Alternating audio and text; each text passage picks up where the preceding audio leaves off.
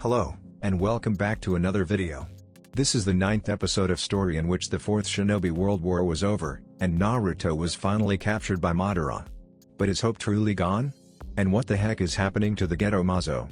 Join our favorite blonde hero and the nine-tailed beasts on their great journey to the past. Let's see how Naruto deals with this. After you've finished watching, please like, share, and subscribe to the channel. To begin, please like, share, and subscribe to the channel. Let's get this show going. Jiraiya? Tsunade bolted up from her seat, so fast she nearly flipped the table up. What are you doing here? And who are these brats? She pointed at Naruto, Sasuke and Sakura accusingly. Jiraiya grinned. Tsunade, meet Naruto Uzumaki, Sasuke Uchiha, and Sakura Haruno. They are three of the most promising genins of this generation. Team 7, meet Tsunade, old woman who likes to make herself look young, legendary medic and the unluckiest person in the whole world when it comes to gambling. Even Shizune couldn't hold back her laughter completely. Tsunade narrowed her eyes looking at the three teenagers. Her eyes lingered at Naruto for a while. Then she said, "So this is what you were trying to do to force me to go back to that cursed village? Well, too bad, the answer is still no. You still haven't heard our request, and you already snapped out your answer like that?" Jiraiya sat down on the table, and poured himself a saucer of sake from Tsunade's bottle. "Just listen to what we have to say first, will you?" Tsunade's eyes bore into Jiraiya's face calculatingly. Then she snorted, and reached out for her bottle again. "Very well. So what is your story?" Jiraiya drained his saucer with a gulp. "Well, the reason is... Oi, Bachan over there. We want you to heal someone." Jiraiya's palm met his face. "Very smooth, Naruto. Very smooth." Tsunade's eyes turned to the blonde. "And you are?" "It's Naruto Uzumaki, believe it. Jinchuriki of the Kyuubi, son of Kushina Uzumaki and Minato Namikaze, at your service." Jiraiya sighed, and slapped Naruto at the back of his head. "You don't go around screaming your parents' names and your Jinchuriki status out to the world like that, Naruto." Naruto shrugged. "Whatever. If you want me to, I can jump to the top of the highest building in Iwagakure and scream I am the son of the Yellow Flash for you. I bet old man Tsuchikage won't mind that. Idiot." Meanwhile, Tsunade was fuming. How dare the brat call her grandma? Minato and Kushina's son be damned. Jinchuriki of the Kyuubi be damned. No one is gonna call her grandma and get away with it. Insolent brat.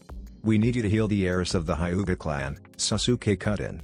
"You're the only person who can wake her up from her coma, so..." Sasuke couldn't finish his sentence, because a wave of killing intent had made him choke on his tongue. "And pray tell, why should I listen to the words of a brat like you?" The brown eyes of the woman drilled into Sasuke's Sharingan, and they had the strength to make even Sasuke retreat a few steps. The killing intent coming from her must be at least as strong as, if not stronger than Orochimaru's. "Surely, you don't have to scare those children like that, do you, Tsunade?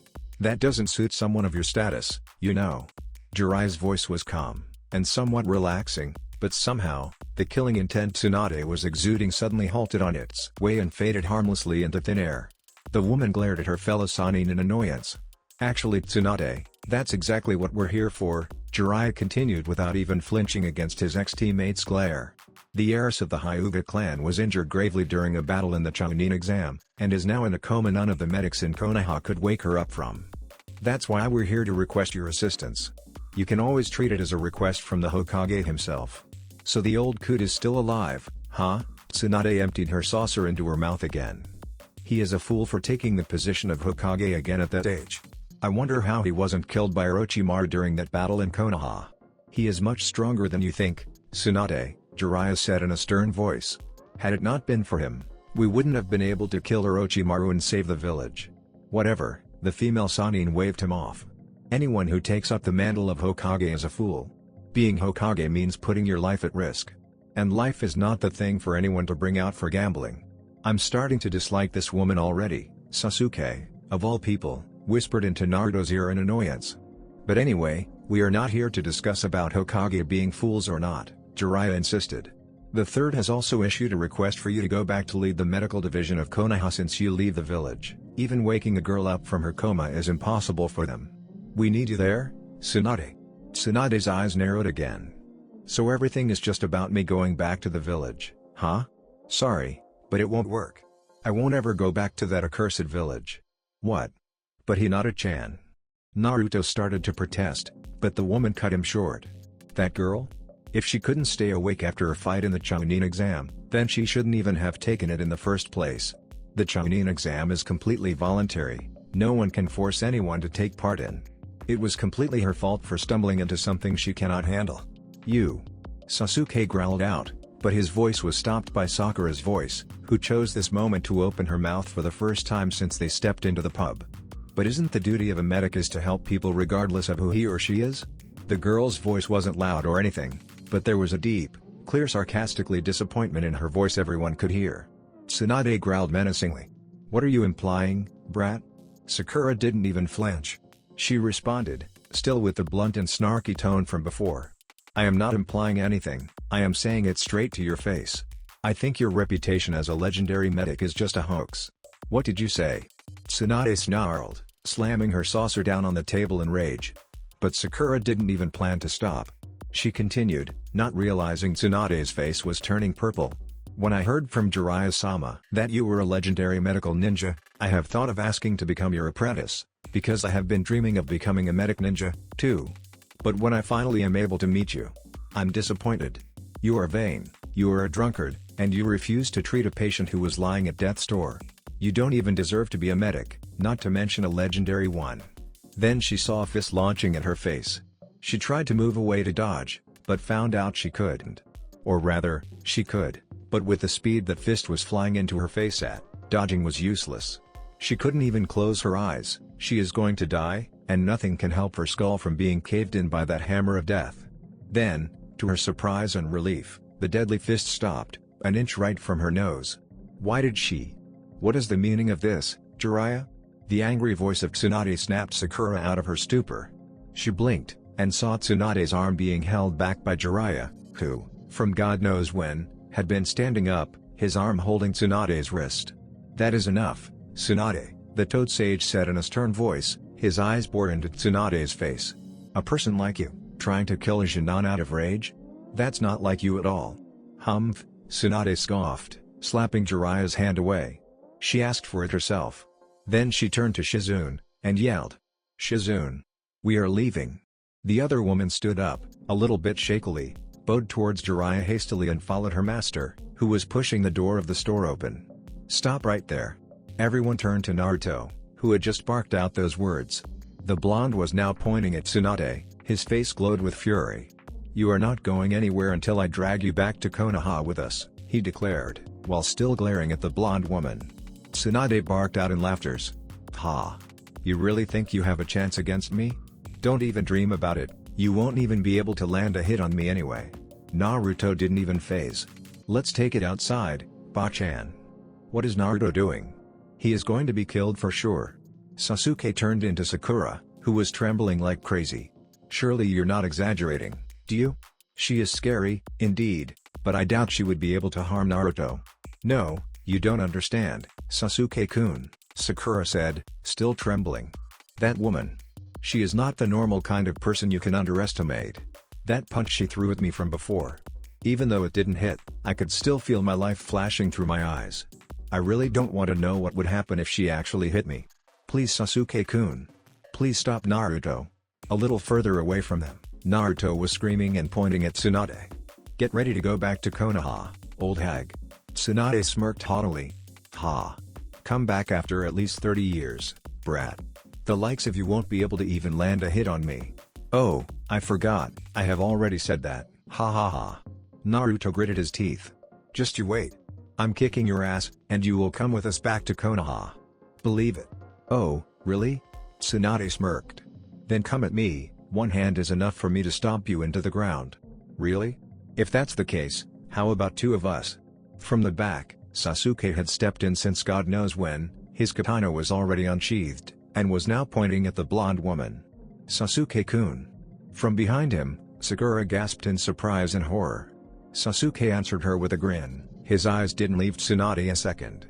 Let's see if the power of one of the legendary Sannin is as great as rumored or not. Tsunade didn't bother to answer the taunt of the Uchiha, she just snorted, and waved at the two boys, as if challenging them to attack her. Fire style, fireball jutsu. As usual, the Uchiha opened combat by his clan's signature jutsu. After the Chunin exam, thanks to all the training he had done, the power of the jutsu had been improved significantly, and now, the gigantic fireball was flying across the air, aiming at Tsunade, who wasn't even trying to do anything to defend herself against the jutsu. "Hey," the Uchiha smirked. But then, his smirk immediately melted into a gape when the blonde woman cocked her fist back and punched.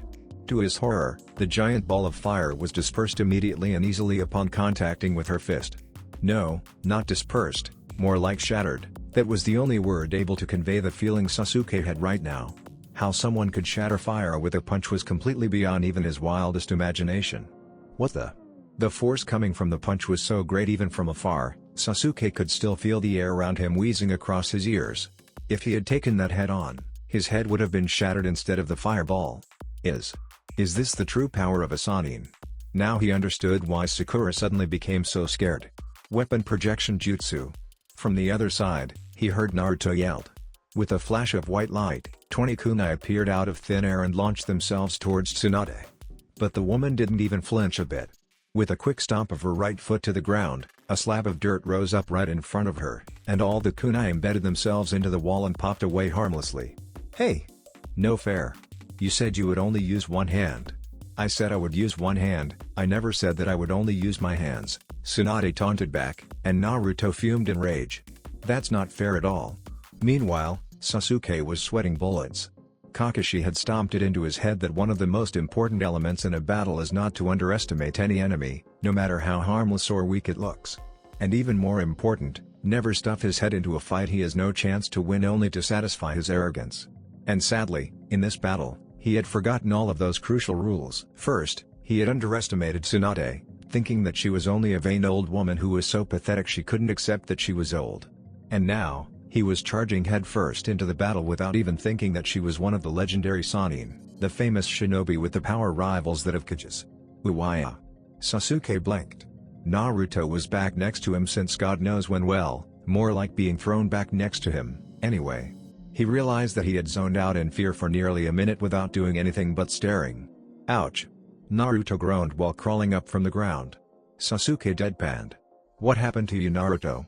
You're not fighting like you usually do at all." Naruto scowled. "If only I could use all my jutsu. Alright. With all the jutsu I have right now, I might even defeat Bachan." "Nope." Naruto had to grab his head with both hands in pain from Jiraiya's chop. "What the hell, pervy sage?" Jiraiya pulled Naruto back so he was facing him. "In case you have to face her in battle, no exploding clone, no tailed beast chakra, no giant Rasengan, no Rasen Shuriken, no tailed beast chakra Rasen Shuriken. Understand me?" "What? But that's, like, half of my jutsu arsenal," Naruto protested. Jiraiya wagged his finger in front of his face. "Whatever. We are trying to bring Tsunade back to the village here, not to nuke down the whole town together with her. So deal with it." Naruto groaned. "This woman is not someone we can take on alone, even with a one-hand handicap," Sasuke whispered. "We will have to work together if we want to have a chance." "Then what can we do now?" Naruto whispered back. "She is definitely too powerful for me to fight without any jutsu." "Well, that means we need a plan," Sasuke muttered. Sakura's nails dug into her gauntlets in frustration and shame. She had stated her desire to be able to stand proud together with her two teammates, to no longer be the weak link of Team 7, to no longer be useless anymore.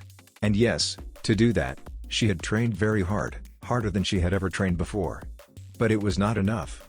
It was never enough. She had talked big. She had said great things. But talking big didn't help her when Tsunade threw her fist at her.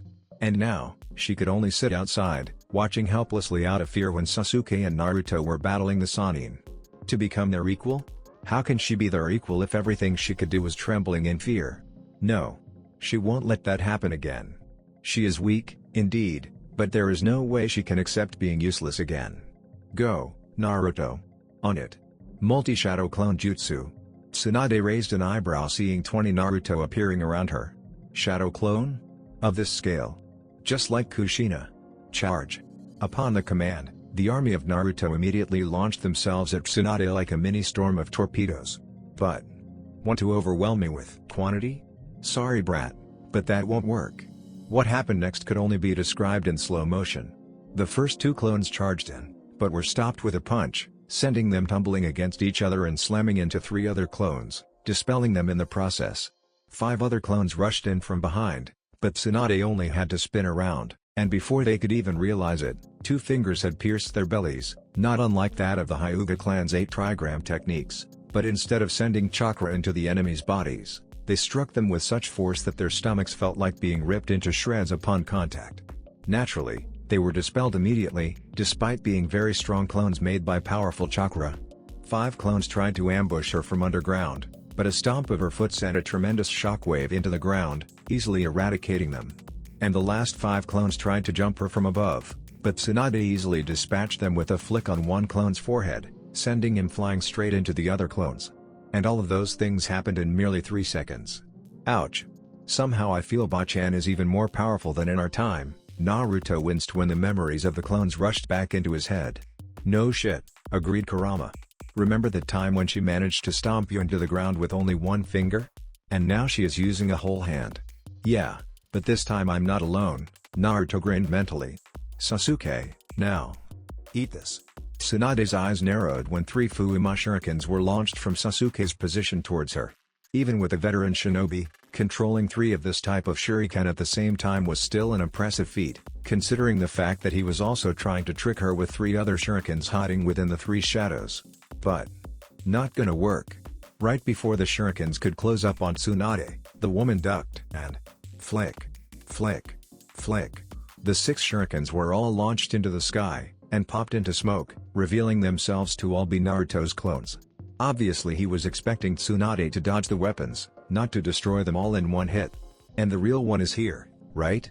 Everyone was surprised when Tsunade stuck her hand into the ground and pulled Naruto out by grabbing him at the neck. Naruto. Now you see how hopeless you are against me, foolish brats? Tsunade taunted, smirking at the boys. Sasuke couldn't do anything but grimacing. She is so arrogant. But what she said was completely true. She could see through our plan even before it even started. She is too powerful. Unlike any person I've ever seen before. Don't underestimate us. Naruto gritted his teeth while struggling in Tsunade's grasp. The woman's eyes narrowed. DCH. Why are you so insistent in getting me back to that accursed village? Because. Naruto choked out, his face was starting to go blue from lacking of oxygen. We are not here. Only to take you back. We are here. Because Hinata-chan is suffering. She is in need of our help. And someone who abandons their comrade is worse than trash. And we definitely are not going to abandon our comrade to run away like you. Suddenly the air around Naruto lost all of its heat. He realized immediately that he had said the wrong thing. Uh-oh. Fine, the snarl of the lady made even Kurama inside Naruto shudder. If that's what you want, then you can just drown in it and die. And Naruto felt his body being lifted up. She was going to smash him into the ground. Shit. I have no choice but to do it, or no. What? Tsunade had to let go of Naruto's neck as a rocket of pink and black cut through the air, aiming at her face. She stumbled back a few steps, snarling. What the fuck is this? But she didn't have the time to complain, because the jet step enhanced kick of Sakura had already sprung up and aimed at her left side, the side she had bragged that she didn't need to use. DCH. She reached out her right hand and batted the foot aiming at her away. Sakura winced. It was just a normal push, yet it matched the power of her kick. It was her who got hurt from the kick's recoil, not Tsunade. But that doesn't mean anything. This time, she will put all of her power into it. Second shift. Shanner Uo. And the ground cracked from the force of Sakura's chakra burst, just like she had done during the match with Neji. The girl flew straight at Tsunade at full speed, her fist cocked back, ready to punch the woman's face in. She is fast, and pretty strong indeed. But this is not enough. Then an unexpected thing happened. The large red gem on Sakura's right gauntlet slid back, revealing a hidden chamber inside which looked like the bullet chamber of a revolver. The component spun, and before everyone could even blink, the jewel had slammed back in place with a loud crack. Oh shit. That. Tsunade's eyes widened, and boom. The ground below the 2 female exploded. In just a second, the air was filled with debris coming from the ground upon the incredible impact. But that could only mean. Why-yo-oh-oh-oh. Suddenly the chirping noise of 1,000 birds filled the air. Naruto could only feel a rush of wind swept across his face when Sasuke rushed at Tsunade with his Chidori at full power. Hearing the sound, Tsunade snapped her head back, her fist immediately lashed out, aiming at the Uchiha boy's head. Only one more step, and the deadly blade of lightning would go straight through the woman's heart. Or Sasuke's head would be blown to smithereen. Or both. Alright, that's enough. Sasuke's hand was stopped just an inch over Tsunade's back. And Tsunade's fist was barely touching Sasuke's hitai. That's enough, Sasuke. Jiraiya frowned down on the Uchiha with a serious gaze. Did you forget the reason we're here for already?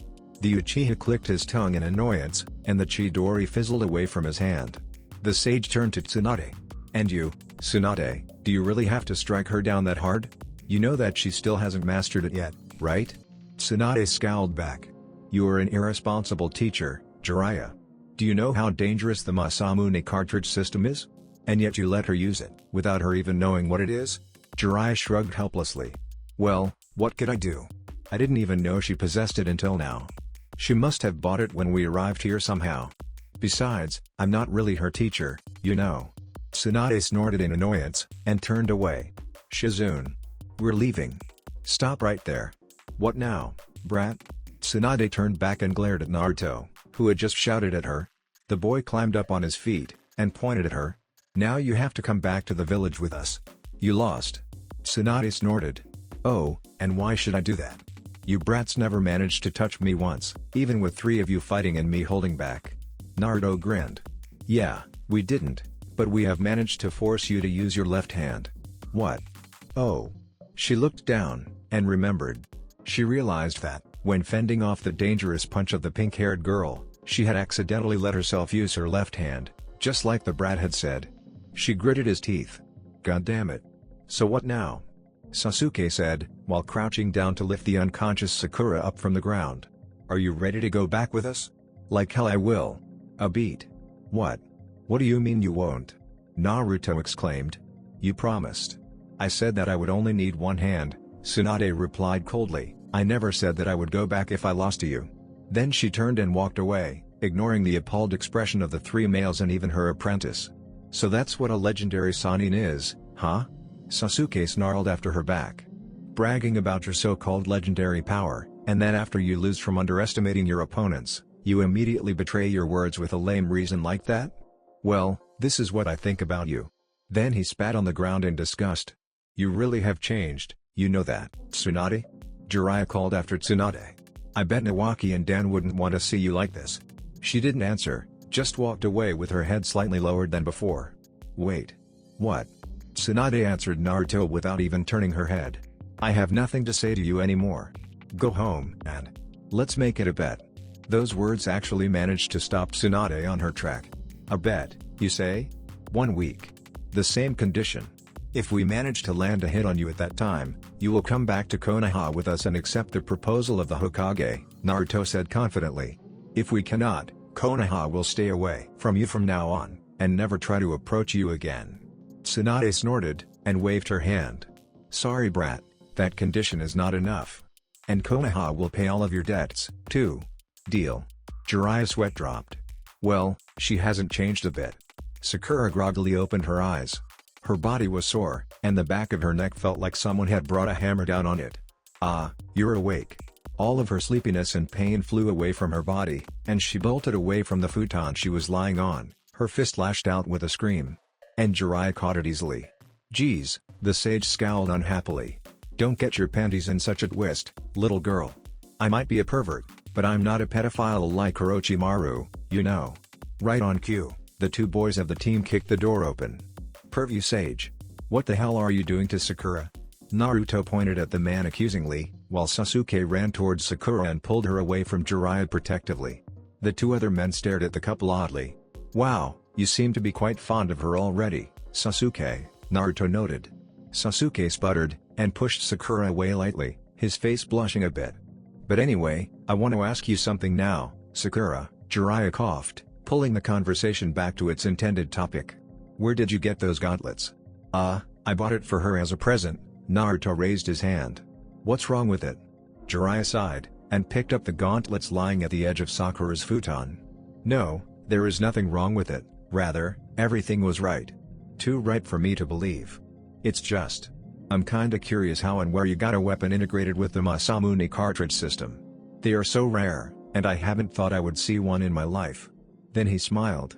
You are very lucky, girl. This weapon is not only rare, but also suits your fighting style very much. You don't have much chakra, so... Jiraiya-sama. Would you mind explaining to us what the Masamune cartridge thingy is first? Sakura raised her hand. Jiraiya sighed again. Right. I forgot that you don't know anything about it. Alright. First, anyone here knows about Goro Masamune? Sasuke raised his hand. He is the most famous swordsmith in history, right? Yes, Jiraiya nodded. All the weapons he made were very good and beautiful beyond belief. But actually, what made him famous weren't those good weapons at all. In fact, what makes his weapons famous wasn't how they were used, but rather, who used them. Only a person with calm and peaceful mind could use his weapons to their full potential. That's why you could say that weapons he made are legendary holy weapons. But what does that have to do with this? Naruto pointed at the pair of gauntlets on Jiraiya's hand. Master Masamune was also known as one of the greatest inventors in the world, Naruto, said Jiraiya.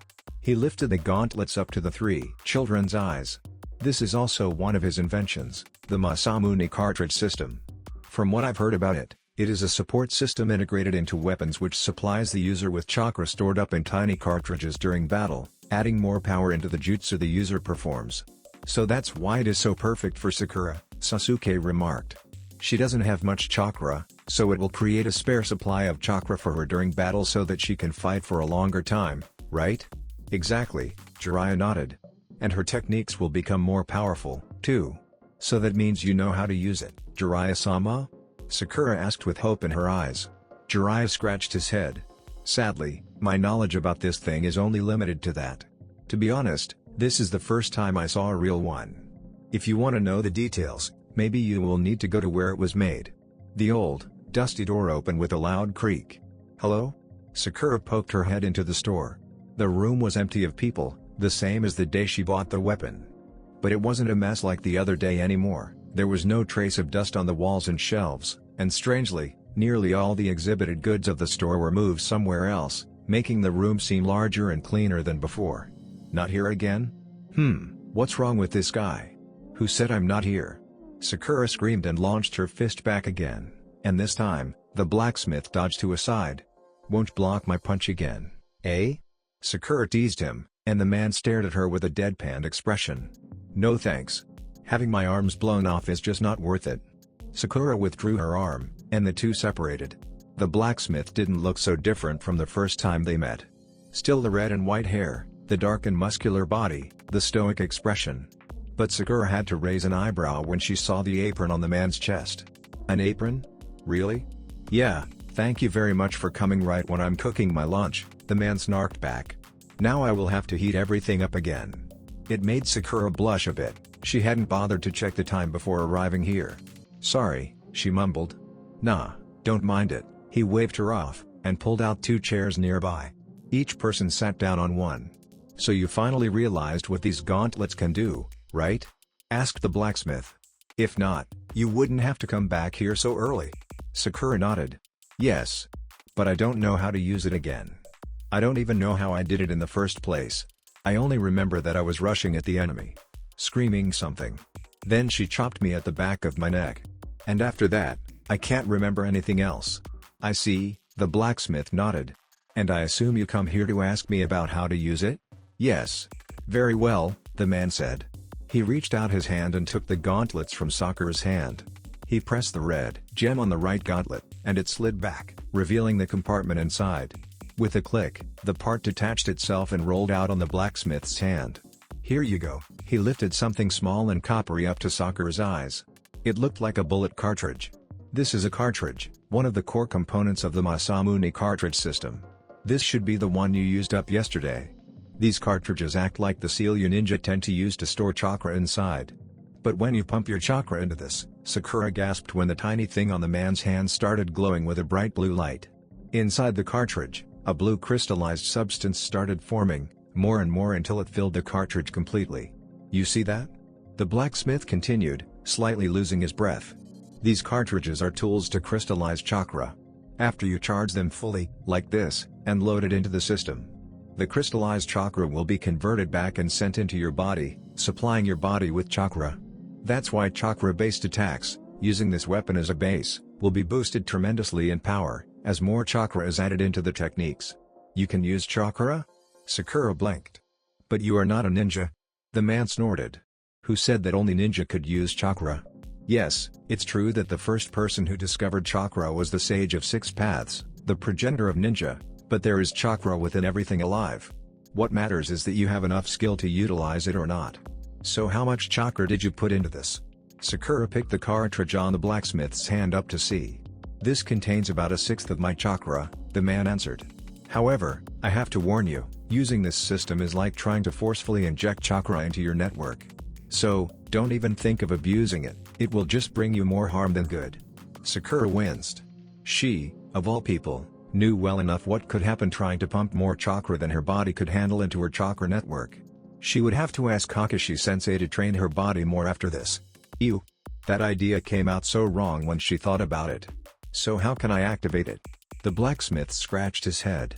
Well, it has a voice control mechanism, but I don't know the activation code. Do you remember what you said when it activated the first time? Sakura blinked. I don't know. I think the only word I said was my battle cry. Then she gasped, and blushed heavily. Oh, please. Don't tell me. What? The Masamune blacksmith stared at her, dumbfounded. Jiraiya-sama, can I ask you something? Jiraiya lifted his eyes up from the notebook he was writing furiously on, and looked at Sasuke. Just ask. But if it's about me training you again. No, not that. Sasuke hastily shook his head. I just want to ask you about that Tsunade woman. Did something happen to her in the past? Oh? Why do you think so, Sasuke? Jiraiya's eyes bore into the Uchihas with a sharp gaze. Sasuke shifted uncomfortably. Well. Because. I don't know why, but when I looked at her, I could feel something weird. Something. Similar to me. Even when she acted like that, I could still feel the sadness and despair in her voice. And the fact that when you spoke the name Nawaki and Dan, she reacted. The Sharingan is definitely a very deadly weapon, not only in combat, but also in reading people, eh? Jiraiya noted, and Sasuke smirked in answer. You are right, the sage sighed. Both her fiancé, Dan, and her little brother, Nawaki, were killed during the war. After that, well, I'm afraid she was not herself anymore. She started drugging herself with sake and, well, somehow she developed hemophobia from the trauma. Kinda sad and ironic, a legendary medic who is afraid of blood. What? Jiraiya sighed again. I know. That is indeed strange. She is a legendary Sannin, and yet she acts like a kid, Sasuke snorted bluntly. She acts just like me before I knew the truth about the massacre. She is supposed to be a wise veteran shinobi, for Kami's sake. She had to face wars before, she should have understood that losing people close to us in a war is inevitable. Jiraiya shook his head. It's not that simple, Sasuke. Actually, after Nawaki died, for a while, Tsunade had dedicated herself even further into medical jutsu, hoping that she would never have to see another close person of her die on the battlefield. She had even urged Sarutobi-sensei to incorporate medical ninja into each shinobi team. But after that, when she finally thought she found a glimpse of hope in her life, which was Dan, that tiny hope was immediately crushed, in the very same way which killed his dearest brother, no less. Now I want to ask you, Sasuke, you have witnessed your family being murdered that night. And I know you had suffered the biggest trauma ever. What would happen if you saw Itachi, your last family, being killed right in front of you in the future? Oh. Sasuke was rendered speechless. What Jiraiya said had struck through his heart. To tell the truth, he was just like Tsunade. Even after the massacre, when his heart was filled with hatred for the one who had destroyed his family, there was still a glimpse of hope inside him, that everything was just a dream, everything was just a lie, that his brother was actually innocent. Had the Hokage and Jiraiya not told him the truth, and had he succumbed to the nightmare inside Itachi's Tsukuyomi again, who could have known what might happen? Maybe he could have even been worse than Tsunade. He might even defect to Orochimaru to seek power, he might even try to destroy the world in blind anger and hatred. However, I don't know, Jiraiya-sama, Sasuke said, still bluntly. Yeah, indeed, that is true, but even with that, clinging to the past to make yourself feel comfortable is the way of a coward. If she really loved them, she would try her best to honor them, to make sure that their names weren't erased from history, not getting wasted in sick like this.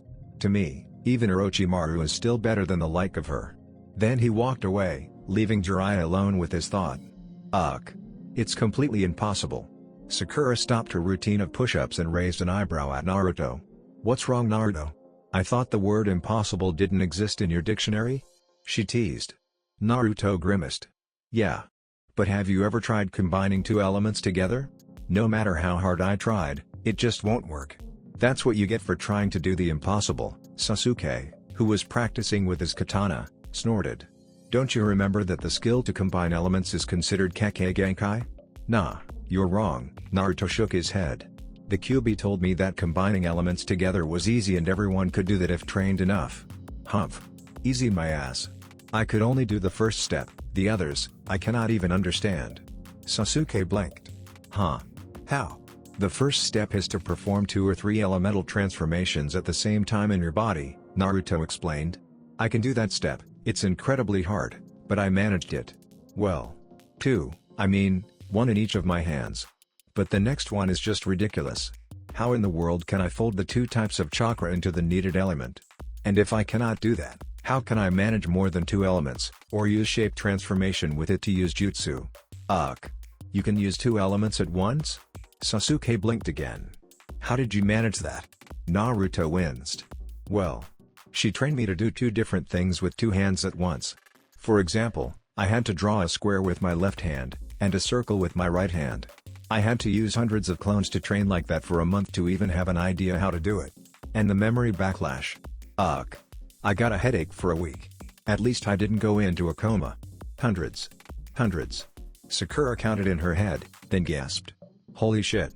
That equals 2 decades of training.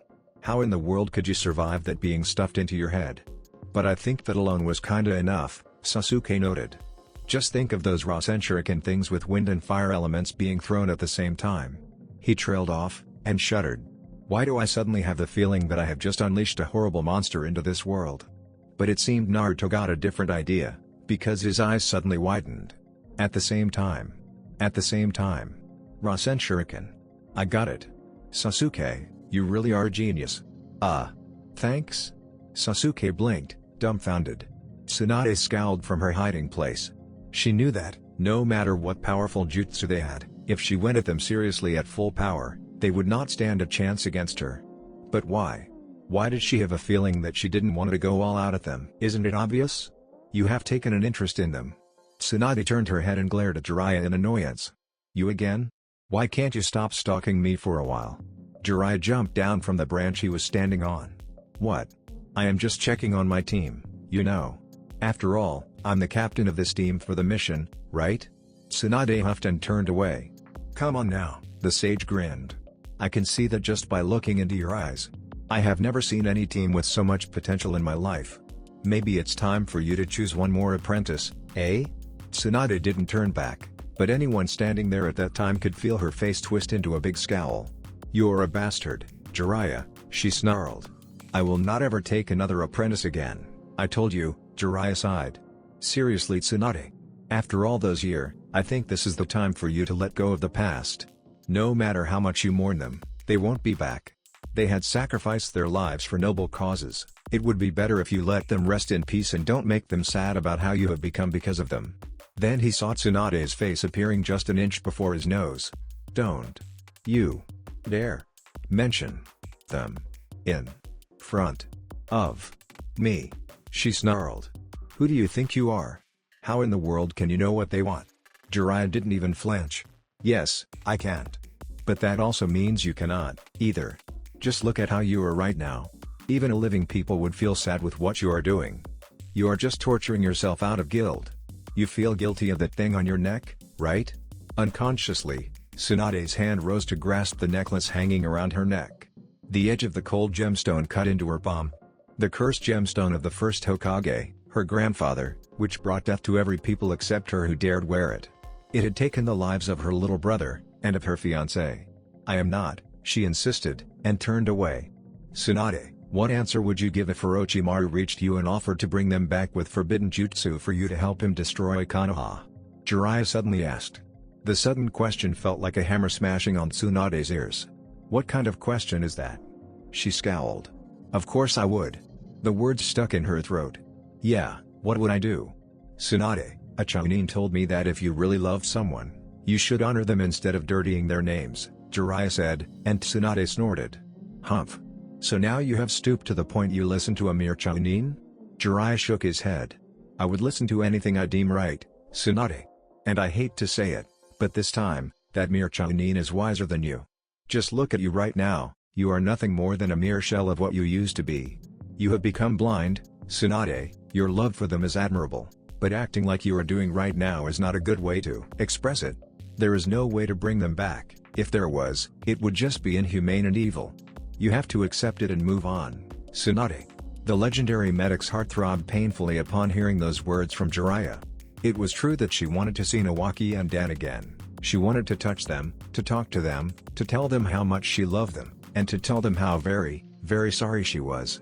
But if it's that easy, I wouldn't be like this, she mumbled very quietly. Okay, let's try this. Shanaro-oh-oh. The tree exploded under the force of the cartridge-buffed punch from Sakura. Kya-ah. Huh? What the? The three members of Team 7 stared at the mint-haired girl on the ground, who was rubbing her behind in pain after falling from the tree Sakura just shattered with her punch. Ah. Fu-chan. Naruto was the first one who realized the newcomer. Owie. Fu moaned. Do you have to be so rough? It hurts. Who are you?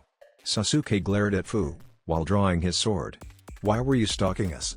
Are you a spy? Calm down, Sasuke. Naruto hastily said. Fu-chan is a friend. She is not a suspicious person.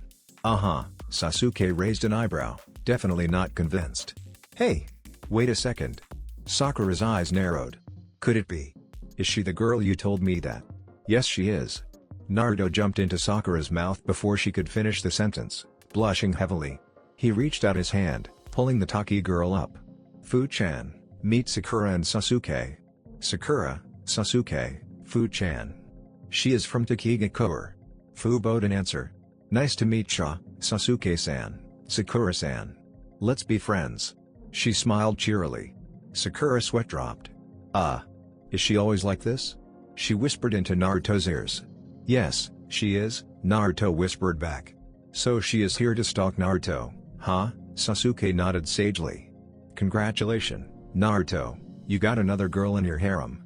Naruto turned beet red. What the? I don't have a harem, you bastard. Sure you don't, Naruto, sure you don't, Sasuke answered him with a smirk we could never call anything but a troll face. Why you? Now, it was time for Fu to sweat drop seeing the two boys tearing each other apart. Are they always like this? Sakura face-bombed. Yes, they are always like this. After Sasuke and Sakura left, saying that they would leave the whole clearing for the two lovebirds, Naruto and Fu was now sitting next to each other at the edge of the lake in the clearing. On Fu's face, there was an interesting expression of embarrassment he had never seen on her before. So Fu-chan. Finally, Naruto was the one who started the conversation in a teasing tone. What brings you to our humble training camp today? Fu blushed. Well, I just want to apologize for the fit I threw at you the other day. I shouldn't have done that. You must be very angry with me. Naruto waved her off with an ear-splitting grin. Nah. Don't worry. To be honest, I'm the one who has to apologize for surprising you like that. I should have known that you never had any friends before. How did you know I didn't have any friends? Fu narrowed her eyes in suspicion. Naruto, you idiot. Shukaku screeched. You have ruined everything. Don't worry, I got this. Because girls never go skinny dipping alone, duh. Everyone face-bombed. Seriously? What? Blame Pervy Sage. He taught me that before. You really are Naruto Oroku, right Naruto Oroku? Fu giggled, and Naruto blushed bright red. Not again. It's your own fault, Mutatabi in his head said dryly. Naruto's face became even redder, while Fu laughed her ass off.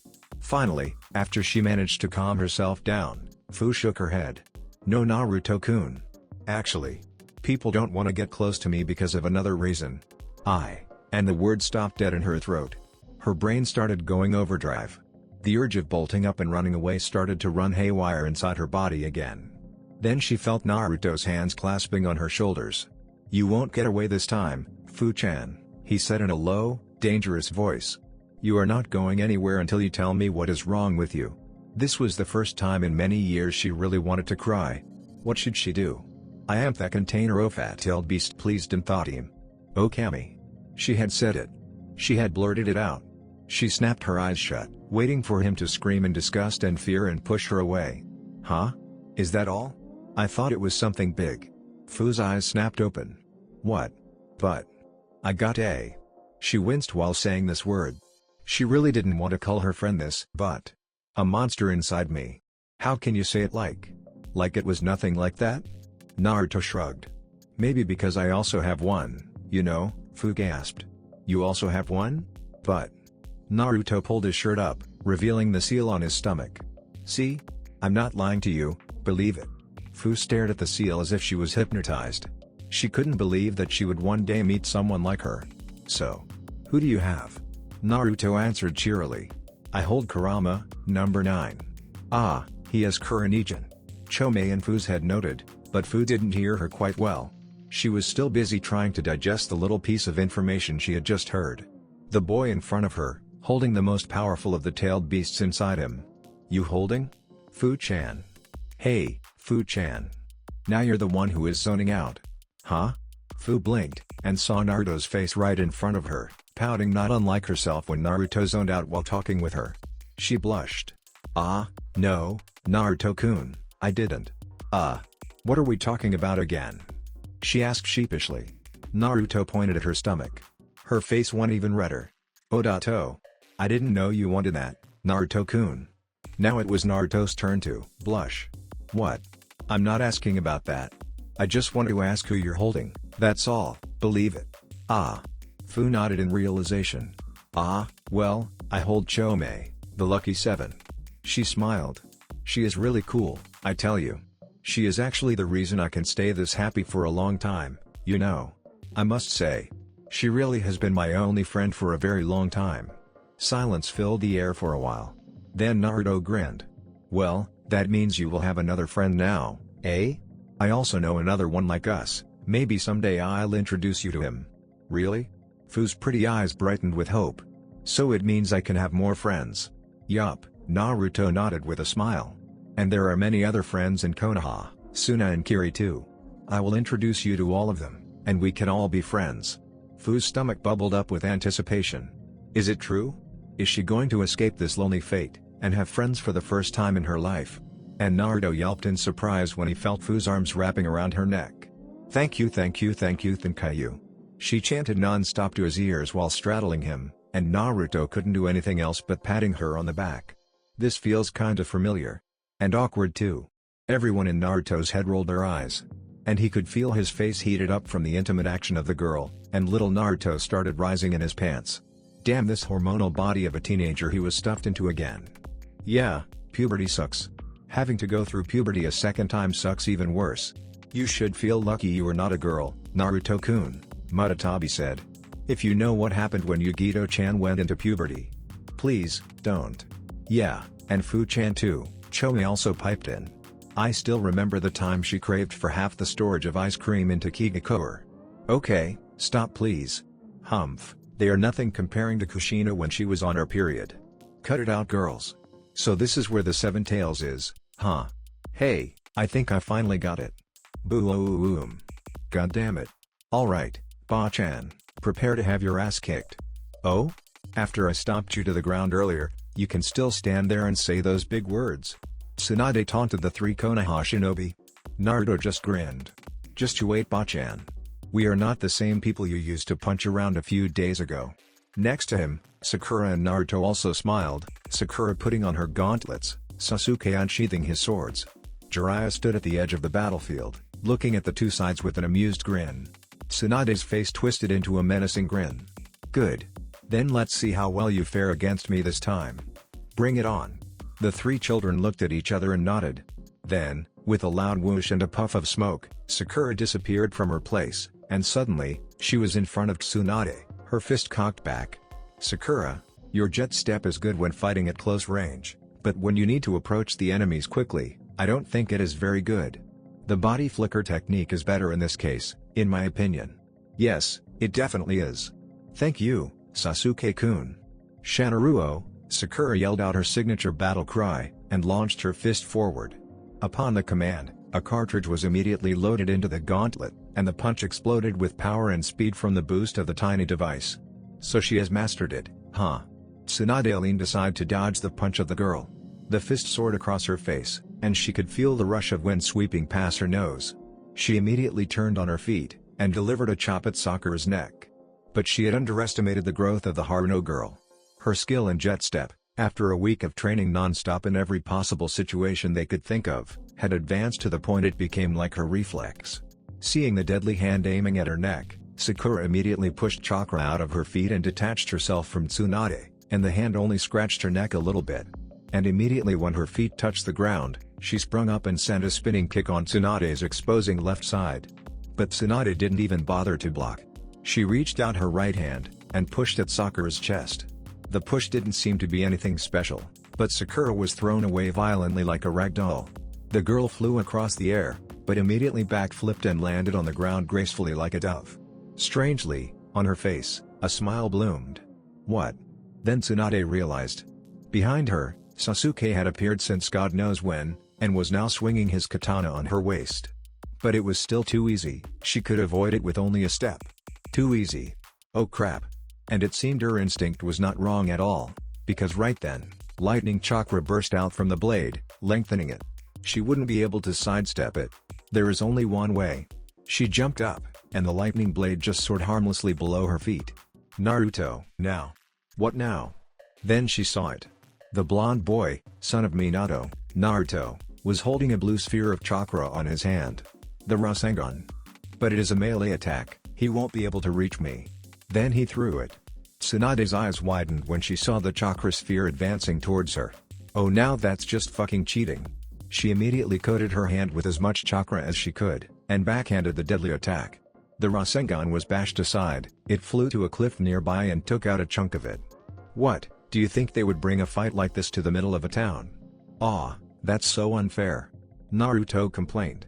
The Rasengan is not supposed to be stopped like that. This is not Dragon Ball. I'm impressed, Tsunade said. Your teamwork has become better than before. But you have to do better than that to defeat me. Well, that's only what she said, though. Despite being able to deflect the Rasengan like that, her hand still felt a little bit numb. DCH. Sasuke clicked his tongue in annoyance. What's the matter? Tsunade taunted again. Is that everything you got? Hey, Naruto grinned, that's only the beginning. Today we are not the Team 7 of 1 week ago. That's not even half of our tricks. Alright, Tsunade taunted again. Then show me what you got. The two sides lowered their stances, ready to charge at each other again. Then an explosion shook the ground. Everyone froze in place, looking at each other in horror. What the hell, Naruto? Sasuke looked at Naruto. What have you done this time? What? The blonde protested. I didn't do anything. Sasuke, Sakura and Jiraiya raised their eyebrows. Oh come on. Stop treating me as if I'm the god of destruction, you guys. Somewhere across the multiverse, a purple cat-like creature sneezed. That explosion was from over there. Jiraiya pointed at a range of mountains about 3 miles from where they were standing, at the other side of the town. It seems someone is fighting there. But who? Shizune, who was standing next to Jiraiya, asked worriedly. That explosion was not normal at all. Then suddenly, an incredibly huge chakra spiked up from where the explosion was from. Naruto paled. There is only one person here with chakra like that. Chakra suddenly exploded from Naruto's body. The other people were nearly thrown off their feet when the blonde Jinchuriki disappeared in a flash of yellow light, leaving a loud boom and a cloud of smoke behind. What? That was the only words Tsunade and Shizune could utter seeing what happened. Tsunade turned to Jiraiya. Is that? Yes Tsunade, that's the power of the Kyuubi, Jiraiya nodded. Naruto has mastered it to a level no Jinchuriki could have ever done before. He has, not only tamed the beast, but also managed to befriend her, that's why he's so powerful. Had he used that power from the beginning, you would have lost for sure, Tsunade. Then why? Didn't he use it? Jiraiya cut her short in a sharp tone. Well, it is I who forbade him from using it. But even if I didn't, he still wouldn't use it. Unlike most shinobi, Naruto is not someone who uses people for his own benefit. Rather, he fights for the sake of people, to protect them with his own power. You might think that he is foolish. But no, I think he is the most admirable person in the world. There is almost no person in the world that can be ready to give up even himself for other people. And Naruto is one. Give up? Himself? Tsunade mumbled. Jiraiya nodded. That's right. And that's why he so hastily rushed to the explosion site as you have just seen. It was a friend of him who was in danger, and he couldn't just stay there and watch his friend go into danger. To him, other people are always more important than himself. Tsunade grimaced. What kind of human has that kind of ideal? That was completely stupid. Throwing his own life for other people. She was going to open her mouth to protest, but then hesitated. She realized saying anything now was useless. Because isn't that what Nawaki and Dan, as well as all Hokage, even her grandfather and granduncle, believed in? The will of fire? And hadn't she also believed in it, some time ago? No, she has abandoned it long before, when her last hope in life, Dan, was killed. Then why? Why is she feeling so weak, so ashamed right now? Let's go help Naruto, then, Sakura yelled, and Sasuke and Jiraiya nodded. The sage turned back to Tsunade the last time. Tsunade, it's alright if you won't come. But remember this, we Konoha shinobi won't ever abandon a friend in need, no matter who they are. Yeah, even you, Tsunade. And the three shinobi of Konoha leapt away, leaving Shizune and Tsunade alone in the clearing. Tsunade-sama. Shizune reached out worriedly, but Tsunade was too busy thinking to hear her. Damn it. What should I do now? The streets of Takayama town felt a gust of wind rushing across them when a golden figure blurred through them to the other side of the town. No. Why is this happening? Fu-chan. Naruto cursed under his breath while running with all his speed to the site of explosion. That huge spike of chakra could be of no one else but Fu. It was tailed beast-level chakra. But what kind of enemy did she have to fight that was able to force her to use Chomi's power? What if it was the Akatsuki? He still hasn't warned Fu about them yet. Naruto cursed himself, and pushed even more chakra into his feet. Then the powerful chakra suddenly, abruptly vanished. Naruto's heart dropped like a rock. That could only mean... no. His legs moved even faster, and 5 seconds later, he burst through the tree range, and arrived at the scene of the battle. The grassy clearing Fu liked to hang out in was completely wrecked. The waterfall and the pond were destroyed, and craters had formed on the ground. And in the middle of the largest one. In the crater, the familiar form of Kakuzu, the one who was supposed to be killed, wearing the Akatsuki symbolic cloak, towered in front of Fu's body, which was impaled everywhere with the black tendrils coming from his arms. Seeing Naruto arrive, the Akatsuki member sneered. So the Nine-Tails is here too. Very good. I was looking forward to another chance to kill his sensei. And now they come to me on their own will like this, eh? But Naruto didn't hear anything the man had just said. The rage from seeing his friend lying near death on the ground had exploded from inside his brain, muffling his ears from every other sound. He could hear the tailed beasts inside him yelling something, but he didn't care. Right now, his only concern was only the girl lying on the ground, and the bastard who had done this to her. It's just like that time. Naruto-kun. Because I love you. Ah. Red chakra exploded from Naruto's body like a bomb. With an ear-rending scream, Naruto shot towards the now Akatsuki member like a cannonball, his chakra blazing out like a raging flame. He launched a punch at Kakuzu, the fist, enhanced with tailed beast chakra from Naruto, could only be described as a mini ballistic missile. With that speed and that power, even without any explosion, a normal person would have been squashed by the sheer force the punch delivered. But unfortunately, Kakuzu was not someone who could be considered normal. He spun on his heels, and instead of dodging, or the normal cliché fist catching, he did something no one could expect. He met Naruto's punch with his own. What? A shockwave erupted from the point of collision between the two fists. The force was so great the air around the two shinobi seemed to ripple upon impact with a loud boom. Naruto jumped back a few steps, his right arm, cloaked in the chakra shroud, still felt numb to the shoulder. What the hell? How could he? But he didn't have the time to hesitate anymore, because right at that time, the masks on Kakuzu's back burst out of his body. Two of them turned and aimed at Naruto, their mouths gaping wide. Fire. Lightning. Double style, lightning blaze cannon. The combination of fire and lightning rushed out towards Naruto in an incredible speed and force. Unable to avoid, Naruto could only form an arm of chakra to shield himself before the deadly blast reached him and created a violent tornado of fire, drowning him inside it. Naruto burst out of the firestorm, coughing violently. Even with the chakra cloak protecting him, a few red patches had still appeared on his skin. The power of that jutsu was so incredible. Unlike any fire jutsu he had ever seen. It might even match the destructive power of the jutsu Madara used before. I have to thank you, Nine-Tails. The voice of Kakuzu reached his ears. Thanks to you and your blasted sensei, I had to restock my storage of hearts. And thanks to the Akatsuki, I was able to acquire the most powerful hearts possible. Not Kage level ones, but still good replacements until I can get those of Kages to replace. A shame I cannot take the hearts of those Jinchuriki, they are very good, with all those chakra and elements.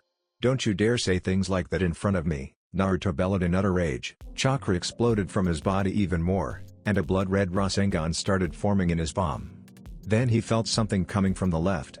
His instinct screamed at him to dodge, and luckily for him, he had done that before a big three-bladed scythe soared over his head. DCH, missed. Shit. That's his partner. With a flick of his hand, the scythe returned to his hand, and Hidan grinned nastily. You have played enough with the Seven Tails, Kakuzu.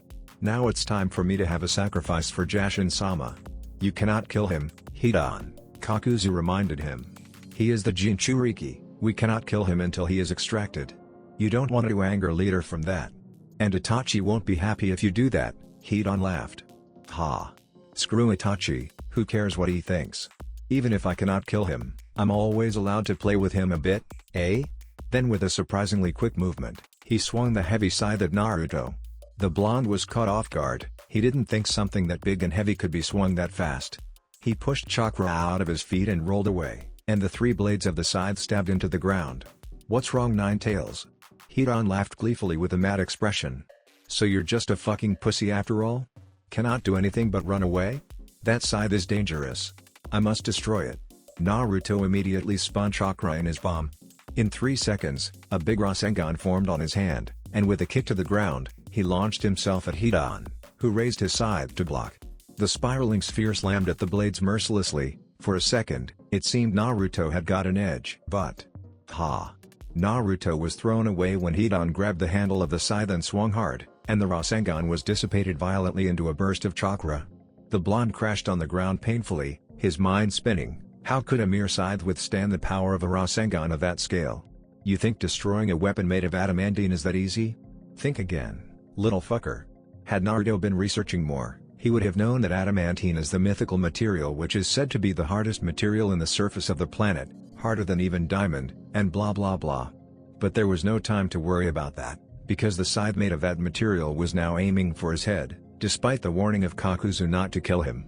The only thing Naruto could do was swerving out of the way and reflex. God damn it. What is happening to me? But he didn't care. If he couldn't destroy them with power, he would destroy them with a lot more power. He screamed out in rage, pulling out even more chakra from inside him. Then abruptly, all the powerful chakra he was building up vanished. What the?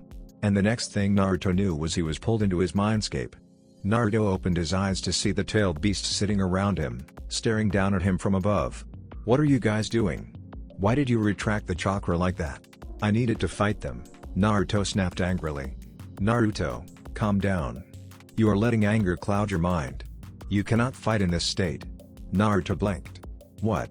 Your rage for Fu has made you blind, Naruto. Isabu's voice boomed across his mindscape. You have just pulled on our chakra without any control of yourself. Had we not held the chakra back, you would have lost control, and things are just gonna be worse. You didn't even remember that we were here. Naruto, I understand you are angry, but you are facing 2 Akatsuki members. Goku also added. They are not someone you can face with a hot head. Remember what I taught you about fighting? You cannot let anything cloud your judgment, especially in a battle like this. If you do, you won't be able to rescue Fu from them. Calm down, and focus on the fight first. Naruto gritted his teeth. But... how can you expect me not to feel rage about this? They have come here to take Fu-chan, right after she managed to find a friend in her life. And just listen to what they said about her. They treated her just like no, not even a tool, not even a monster, just an object they can go and pick up like some kind of junk whenever they want. How can I not angry about that? The beasts had allowed Naruto to explode everything he wanted to say. Then when he finished, Kokuo said, Naruto, your anger was righteous and honorable, and we admire that noble intention of yours. But how many times do we have to remind you, Naruto, that mindless rage is not going to help anyone with anything? The burning soul motivating one to strive for power is important, but the clear mind allowing them to focus on what is the best is something only the strongest people could have. Naruto bit his lip. But... then suddenly he felt Saikyo wrapping around him in an embrace. Oni-chan. "Calm down," she said quietly. And Naruto found that he couldn't protest anymore. Or more exactly, he didn't want to protest. Being in the embrace of Saikyo's, well, tails, or tentacles, whatever, somehow felt great to him. It was warm, and soothing, and somehow, his mind felt at ease and calm. After all, that was Saikyo's power, calming people down was her specialty. And Naruto wasn't an exception. "Thank you, everyone." He opened his eyes, and saw himself back in the real world again, with Hidan in front of him, ready to strike. But now, with his mind calmed down, avoiding him was just like a piece of cake. Naruto backflipped a few times, landed some distance away from his assailants. He took a few deep breaths, and was relieved to feel his mind clearing. "They're right. I have lost myself for a while there," Naruto thought. "But now things will change. I will save Fu-chan, no matter what." And the chakra coming from Naruto had also changed. It was no longer the mad dangerous flare raging around. It had returned to the form everyone knew, the sleeveless golden cloak with shoulder pads and 9 splitting tails, and except for that, there was no other sign of the tailed beast's incredible chakra. It was so calm, so gentle. But Naruto could still feel it running strong and warm inside his body. The now calm Naruto raised his hand, and pointed at the 2 Akatsuki members. "Prepare to have your ass kicked, bastards." Hidan burst out, laughing. "Oh, the little fucker wants to die. Then I'll let you have it." He leapt at Naruto, his scythe raised high, ready to plunge into Naruto's body. Then he felt himself being kicked in the chest. He flew back like a ragdoll, his body skidded on the ground painfully. "What are you motherfucker doing?" he snarled. "Kakuzu?" Kakuzu, the one who had just kicked him, snorted. "Look where you were charging head onto first, idiot." Hidan looked. And he snarled again. Motherfucking reinforcement. From the place where Hidan had been charging to, now a smoking, gaping crater on the ground, Jiraiya stood up, grinning at Naruto. "Well Naruto, next time don't run away alone like that, will you? Purview Sage. Sasuke. Sakura. So Bachan didn't come, huh?" Naruto murmured. He had expected that he could somehow change her mind with his action, by showing her what might happen when fighting together, to protect others. But it seemed he had failed. It's just not like that time. There was no way. He felt Sasuke's hand grasping his shoulder. "You don't have to worry about her," the Uchiha said in disdain. "We don't need her for this fight. And we'll find another way to heal Hinata. I'm sure there will be someone else who has the ability to do that. To be honest, I don't like her much, even if she is a legendary Sannin." Naruto winced. That actually wasn't the only reason he wanted to bring Tsunade back. In his previous life, Tsunade had been one of his most important people. She was like a grandmother. No, a mother to him, closer than anyone else before. And she was the first person who really acknowledged his dream. Yes, he knew that he was being selfish. But still. But was this the time to worry about things like that? What's done was done, and now, they were facing 2 dangerous S-ranked criminals. They didn't have the time to think about anything else, even with the assistance of a legendary Sannin. Alright. Let's deal with this problem first. Jiraiya of the Sannin. One of the people with the highest bounty in the whole shinobi world, reaching billions. Kakuzu grunted. Jiraiya smirked. "Well thank you, I'm flattered. Being known by someone from the age of the first Hokage is not a small thing, eh? What do you mean he is from the age of the first Hokage?" Sasuke asked, startled. Jiraiya nodded, his eyes didn't even leave the 2 men in front of him. "That's right. I have heard about him. He was one of the people who tried to assassinate the first Hokage during his reign. Of course, he failed, but people said that he had given even the legendary first Hokage a hard time during their battle." "Humph," Kakuzu snorted.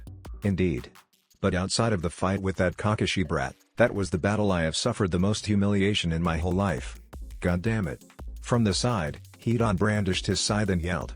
"Less talking, more killing, Kakuzu. I cannot kill that Jinchuriki fucker, but at least I can have those 3 as sacrifices." "Don't be a fool, Hidan." Kakuzu glared at his partner. "We have completed the mission, there is no reason for us to stay here anymore. After all, the 9 tails is not our mission." Then suddenly, a giant shadow descended from above them. Kakuzu and Hidan had to jump aside when a giant toad appeared from nowhere and fell onto their heads. Even with immortals, having a 100-ton toad falling on top of them is not anything comfortable at all. "It seems we won't be able to get out of here without killing all of you first, huh?" Kakuzu grunted in annoyance. Jiraiya grinned. His hands were on the ground for the summoning jutsu he had just performed. Of course. And I won't let you bring any Jinchuriki out of here today. Boom. Yup, matching his power in range attacks is impossible, Sasuke grimaced when scrambling out of the way, dodging another deadly lightning jutsu coming from Kakuzu. He and Jiraiya were facing the Takigakure missing nin. Despite knowing how powerful the rogue shinobi might be, Sasuke still couldn't help but shudder when the jutsu shot past him at the edge of his ear and obliterated the cliff behind him. The air around him reeked of ozone smell. His lightning jutsu cannot even compare to that in terms of power, even the Chidori. Earth style, rock spike barrage. From the other side, Jiraiya bellowed. With some quick hand signs, he slammed his foot on the ground, and a line of sharp, big spikes of rock shot up in front of him from the ground. In midair, they turned, and launched themselves towards Kakuzu like a storm of missiles launching from a turret. It was a jutsu designed for fortress bombardment, and right now it was pummeling Kakuzu from every direction. But wind style, pressure damage. The stone spikes were stopped dead in place before they could even touch the missing nin by a wall of wind blowing in front of him. Then, with a loud whoosh, the projectiles were all sent back to Jiraiya and Sasuke. But Jiraiya was ready. Sasuke, aim your strongest fire jutsu into my jutsu at him. Collaboration, eh? Secret toe dart, oil blast.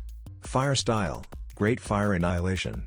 The collaboration jutsu melted the rain of spikes like butter thrown into a blast furnace. It rushed towards Kakuzu like a volcanic torrent. But Kakuzu easily blocked it with another wind-water collaboration jutsu. The two forces collided, and a loud hiss and steam immediately covered the air. Oh? Kakuzu quirked an eyebrow. It seems the Uchiha brat has an increase in power, eh? I haven't seen that jutsu since Madara Uchiha. Hey, Sasuke grinned. Don't ever underestimate an Uchiha. But inside, Sasuke was sweating bullets. That jutsu was one of the most powerful techniques he had in his arsenal. And that monster of a man had just stopped it, like that. Even when he combined it with something from the legendary Jiraiya. No. It can never work. We can never match his power if we use ranged jutsu. Only someone of Naruto's caliber might have a chance to do that. But meanwhile, Naruto and Sakura were struggling with Hidan. Naruto-kun. This man is a practitioner of the Jashin cult. Muratabi warned Naruto. He uses the victim's blood to perform a curse or something on the victim's body, so that whenever he takes any damage, it will be transferred to the body of the victim. Don't ever let him hit you. That's easy to say, but it seemed the duo had managed to figure out the problem in Naruto's party right now. Naruto is the powerhouse of the team, but Sakura's skill, experience in battle and power are just not enough to even think of facing an S-rank missing nin.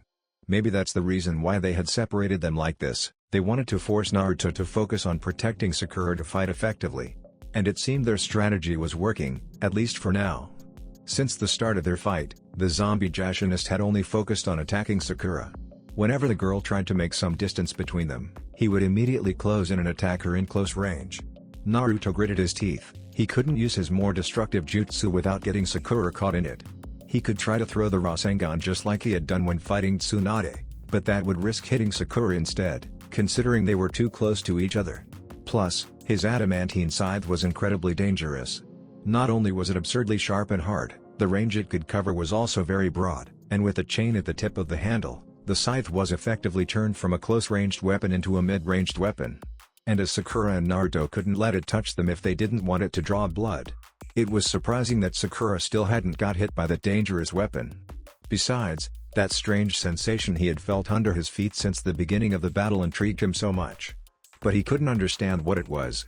But even if that's the case, if this continued, there was no choice for him but to fight him in close range. Making a Rasen Shuriken still cost him at least 20 seconds. But when he finished that, Sakura might have been. He would have to separate him from Sakura first. Right when Sakura pushed herself backward with a jet step, Naruto rushed in with his chakra cloak, and he delivered a punch at Hidan's face. If this punch cannot pulverize his head, then at least it will be able to send him away from Sakura. But Naruto had underestimated someone like Hidan too much.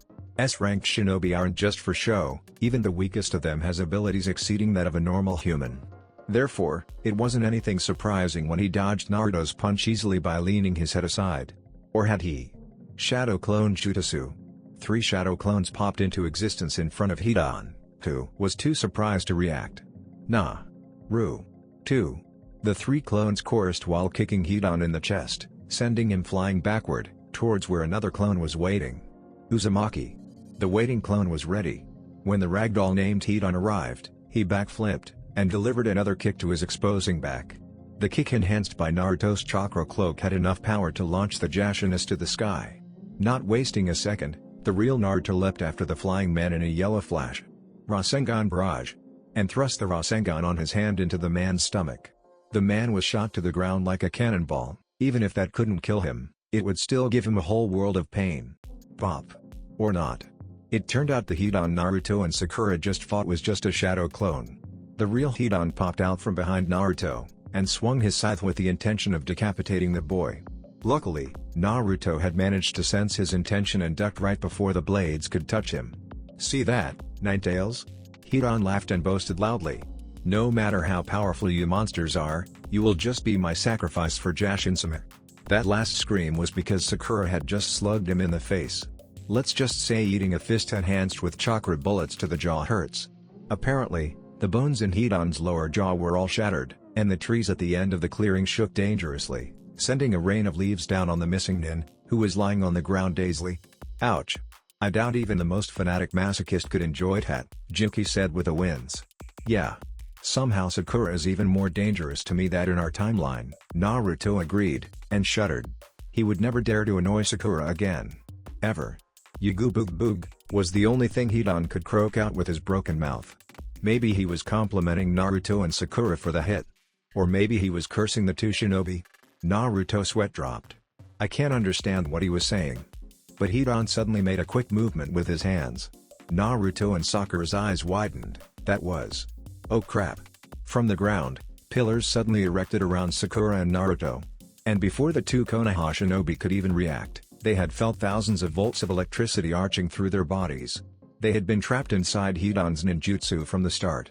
The two children screamed out in pain. Even under the protection of his chakra cloak, Naruto could still feel the arcs of electricity rushing through, spearing into his heart. His body felt numb, and when the jutsu finally stopped, he slumped to the ground, his chakra cloak dissipated.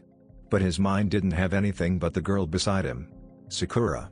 Her body was weaker than him, and she didn't even have anything protecting her. And now, she was lying on the ground, not moving anymore. Sakura. Numb with the shock, Naruto couldn't even move when Hidan descended down on his head, his scythe raising high, ready to take his life, despite whatever order his leader might have given him. Then suddenly, Naruto felt his body being shoved aside violently. He glanced down, and saw Sakura's body slamming into his waist, pushing him away from the deadly slash coming from Hidan. Even when she couldn't move her body, she still forced herself to use Jet Step to help him. The scythe soared past their heads, and nicked Sakura's arm. No. Naruto wanted to scream out, but it was too late. Before he could realize it, Hidan's skin had turned black, and the ritual had been ready. Forgetting all pains in his body, Naruto leapt up and charged at Hidan. He needs to stop him before. The blades of the scythe buried themselves into Hidan's stomach. Immediately, blood spewed out of Sakura's mouth with a loud gasp. She lay motionless on the ground, her body spasmed slightly with each of her breaths. Naruto could only stare in pain when Sakura's chakra started fluctuating like crazy, just like with Hinata when struck by Neji in the preliminary. Hidan glared at Naruto. He couldn't say anything, but the intention his eyes was showing was too clear it didn't even need a genius to understand the meaning. Don't you dare move, or the bitch will get it. Naruto gritted his teeth. What could he do now? He couldn't attack Hidan, that would just harm Sakura even more. He also couldn't leave her and run away. As if taunting Naruto, Hidan aimed another stab at his stomach. Sakura's body jerked up slightly upon the sudden contact, then fell back to the ground as lifelessly as before. Naruto's eyes widened in horror when the girl's breath became weaker and weaker. No. He choked out. Please, stop hurting her. But the Jashinist didn't have any intention to stop. Now, the blades of the scythe were aiming for his heart. No. Stop. But it was too late. The blades sunk into Hidan's chest with a loud squelch. Just like looking at the video of an old nightmare, Sakura, being impaled at the heart, and he could only stay there and watch without being able to do anything. Naruto slumped to the ground. It's happening again. His friend was once again dying in front of him, and he couldn't do anything. Again. Give up so soon? After all big things you have talked about? I shouldn't have come here after all. Huh? Naruto snapped his head back. Standing there was no one else but Tsunade, whose finger was now drilled into the ground, making a fissure on the surface which ran through the ritual circle on the ground. Without the circle intact, the ritual had failed, and Sakura's life had been saved in just that critical moment. Bachan. Faster than Naruto could even see, Tsunade literally disappeared from where she had been standing. Before Hidan could even react, she had been squeezing his neck with one hand and lifting him up from the ground. He tried to slash her, but he couldn't even move a single muscle. A Jashinist, huh? The legendary medic snarled at the missing nin. You are so proud of your immortality, am I right? Let's see how your immortality will help you without your head. Hidan could only widen his eyes in shock and fear before the fist of Tsunade blew his head to smithereen. The headless body twitched 1, 2, and 3 times before Tsunade released it to the ground, blood pouring out of the gaping hole on its neck. The female Sannin turned her back, not even bothering looking at the corpse on the ground anymore, and jumped to where Sakura was lying. She turned the girl on her back, her hands started glowing green when scanning the body for damage. I don't get it. She still has her fear of blood, right? So how did she? Hey Naruto, look at her forearm. Naruto followed the direction he had just been told. Tsunade's arm, from her elbow to the hand, was full of blood, and there was a very new long scar lying on her bicep. But a mere punch cannot cause so much blood and damage. Unless she cut her own arm off to force herself out of her phobia? Yes. I think she already realized the mistakes of her life. You have succeeded, Naruto. Congratulations. What are you waiting for? The voice of Tsunade woke Naruto up from his stupor. I and Shizune will take care of this girl. Go and help Jiraiya and the other brat. Yeah, okay. And you better come back to Konoha with us, Bachan, believe it. Humph, Tsunade chuckled. Just keep yourself from dying first, brat. HRGH. Sasuke grunted in pain when he was sent to the ground after a vicious blow from Kakuzu. He bounced like a ragdoll 1, 2, 3 times on the ground and landed with a thud. He still remembered that battle of the monster in front of him with Kakashi. Both Kakashi and Zabuza together could barely defeat him, and that's with a power Sasuke hadn't seen his teacher using before. But now, the surprise element was gone, and he had no way to counter that monstrous power the missing nin possessed. Sure, it was thanks to his body armor jutsu, but still. The fact that he just left Fu's body alone, exposed, without any protection like that made Sasuke worry even more.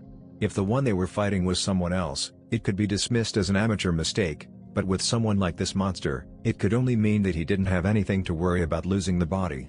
If someone managed to take it, he would just retrieve it later after killing everyone here. With a very fast movement, Kakuzu appeared in front of Sasuke, his armored fist raised high. What? That was impossible. How could someone with that much mass on his body move so fast? It defies physics. Ninjas are the ones who always defy physics, Sasuke. But Kakuzu couldn't strike Sasuke down, because Jiraiya had appeared and thrust a Rasengan at Kakuzu's side. The jutsu, bigger than the normal ones Naruto usually used, managed to push the Taki missing nin away, but couldn't even make a dent on his skin. Your power is very impressive for a brat of this age, Kakuzu remarked. Hey, thanks for the compliment, Jiraiya grinned. The youngsters now are not as bad as you think, eh? Indeed, Kakuzu nodded, his eyes didn't leave Jiraiya and Sasuke. I have learned that the hard way when underestimating that Kakashi brat. But this time, it will be different. He jumped at Jiraiya in a blindingly fast speed just like before, but Jiraiya wasn't Sasuke. He had foreseen the attack before Kakuzu even started the attack and had already completed his hand signs before the missing nin could reach him. Needle Jizo. The Toad Sage's hair lengthened immediately upon command and wrapped around him like a spike armor. The fist of Kakuzu crashed against it, sending the sage stumbling back a few steps, but didn't harm him much. Although, it couldn't be said that the punch didn't hurt. But a little bit pain couldn't stop the Toad Sage of Mount Myaboku. Wind Style, Hair Needle Rain. The very long mane of Jiraiya, after fulfilling its protection duty, immediately shot up and launched a barrage of very hard needles at Kakuzu. The spikes, enhanced with wind chakra, rained down on Kakuzu's head with incredibly deadly piercing power. But Kakuzu just snorted, and instead of doing anything to defend himself, he charged right through the needle rain. What the fuck? Crash. The deadly fist of Kakuzu buried into Jiraiya's stomach. Then the Sannin's body exploded into smoke. The smoke screen immediately engulfed Kakuzu, blocking his view completely.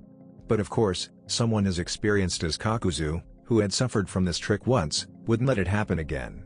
Wind style, erasing wave. The wind mask opened its mouth, and before anyone could do anything, a big gust of wind had swept around Kakuzu, erasing all trace of smoke which was hiding Jiraiya from the missing nin's view. Found you. The tentacled mouth of Kakuzu twisted into a strange, disgusting kind of smirk. He lowered his body with the intention of leaping towards the Sannin again. And found out he couldn't move his body from the place he was standing. What? He looked down, and saw that his legs were buried to the knee in the ground. In just 1 second, Jiraiya had managed to make a swamp under him and immediately make it solid to bind him in place. Sasuke now. From behind, in Kakuzu's blind spot, the Uchiha rushed in. His katana was glowing brightly and screeching with Chidori. The only weakness of Kakuzu's defense jutsu was lightning, which meant this hit should be fatal. The lightning-charged sword thrust into the missing nin's body mercilessly. Crack. And shattered upon contact. What the? And Sasuke was sent flying with a backhand from Kakuzu. Fool, grumbled Kakuzu. Did you really think I would let something like that happen again? With this diamond armor jutsu, even lightning is useless against me. Diamond? Almost everyone knew that diamond is made from carbon, just like graphite. But different from graphite, diamond is one of the hardest materials the world has known, and it can withstand incredible heat and is impervious to electricity, too. If it really was like what he claimed, then Kakuzu was having a nigh invulnerable defense together with his already massive power.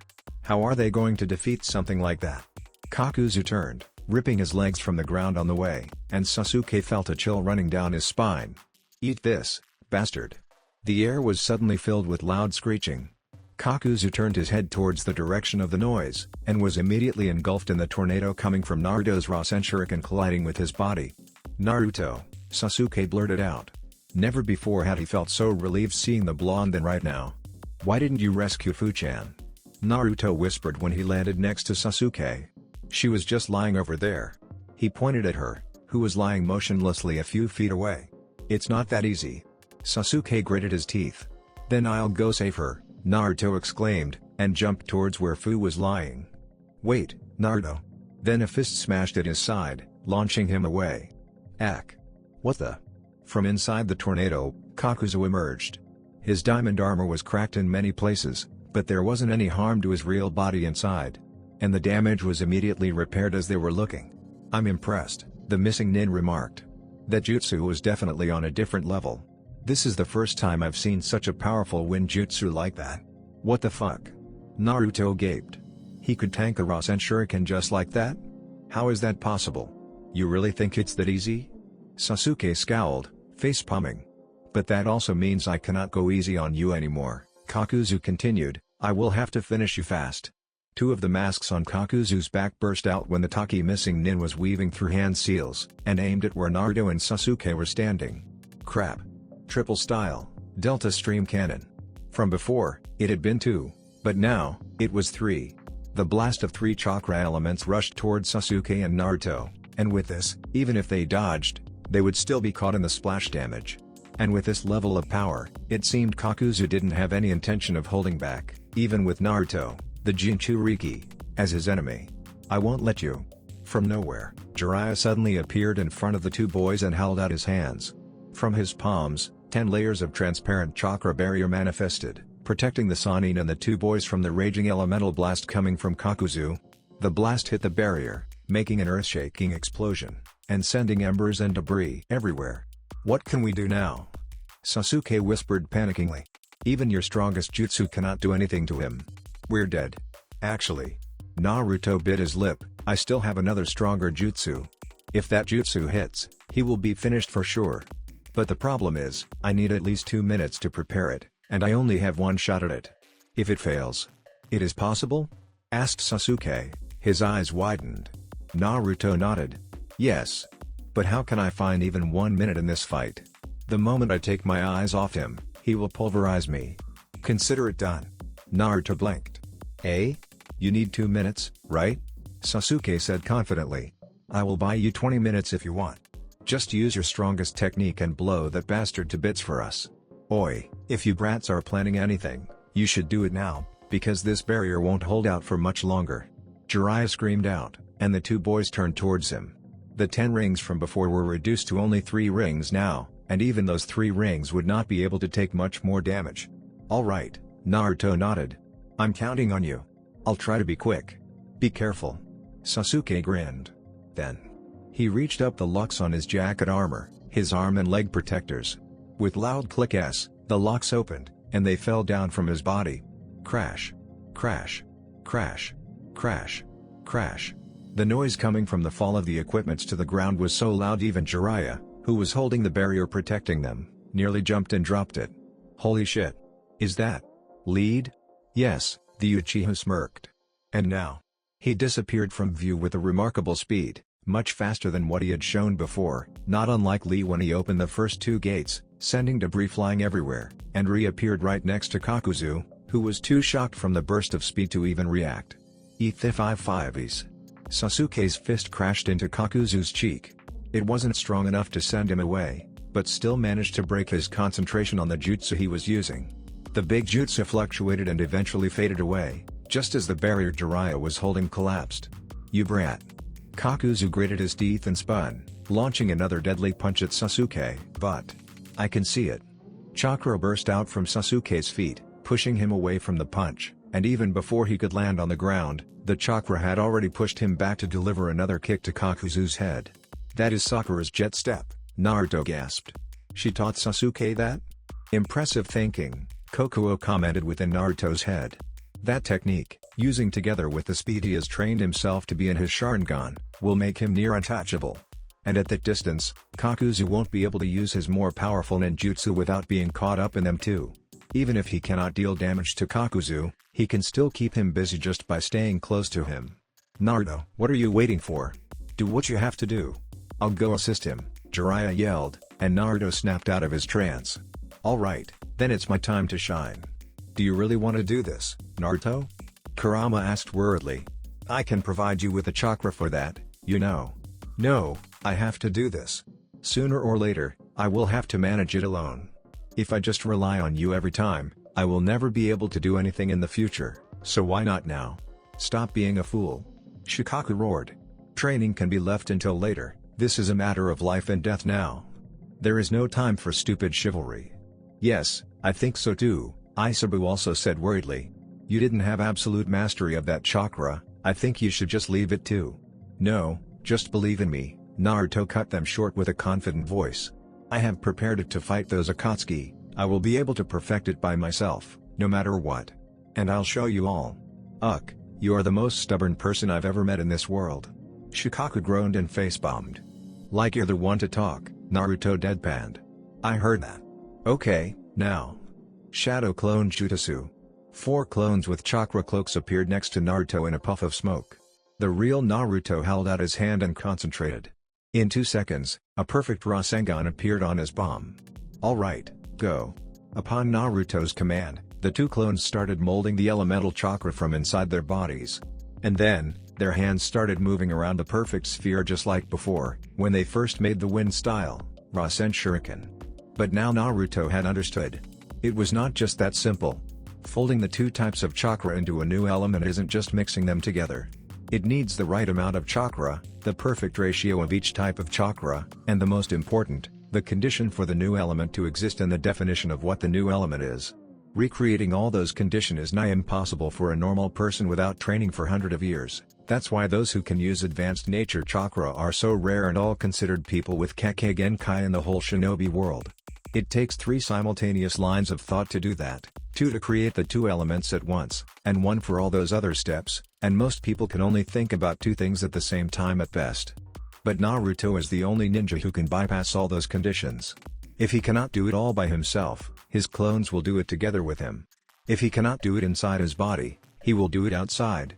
Creating 2 elements, fire and wind, complete. Hypothesizing the concept of scorch-style chakra, complete. Recreating the condition for combination of the chakra, complete. Mixing the 2 elements in perfect ratio and condition inside the Rasengan, complete. Maximizing the density of the chakra inside the Rasengan, complete. Applying advanced shape transformation to the Rasengan, complete. Alright. The ultimate jutsu has been perfected. What the hell is that jutsu? It's different from that jutsu from before. The jutsu Naruto was holding right now was definitely not the same wind-style, Rasen Shuriken from before anymore. Instead of the 4 sharp blades usually seen in the normal Rasen Shuriken, there were 10 flame-like blades covering the edge of the Rasengan just like the sun. And instead of the white color and the deafening screeching noise, it had a reddish-yellow color and made sounds just like thousands of mini-explosions were happening inside it. Cannot let it hit me. Even with this armor, I will be killed. Meanwhile, the Uchiha was making him frustrated and annoyed. He couldn't land a big hit on him, but yet Kakuzu couldn't touch him, either. That accursed Sharingan had allowed the brat to see all of his movement, and now he was dancing around him like a stupid pirouette with that chakra jet technique of him. Sasuke, pervy sage. Get away from there, or you will be caught in it.